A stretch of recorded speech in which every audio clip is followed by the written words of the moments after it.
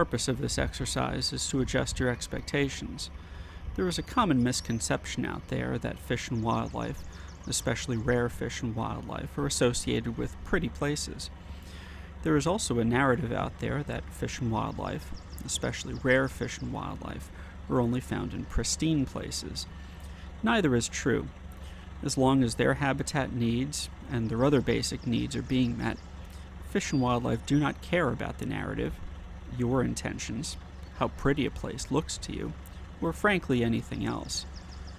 In these examples, the young forest was meeting the breeding and nesting habitat needs of some bird species, and also the foraging habitat needs of many other bird species. This isn't to say that all logging is good, but rather that a fish and wildlife manager must first concern themselves with the needs of species in question, balanced with other real environmental concerns, and worry about other concerns second.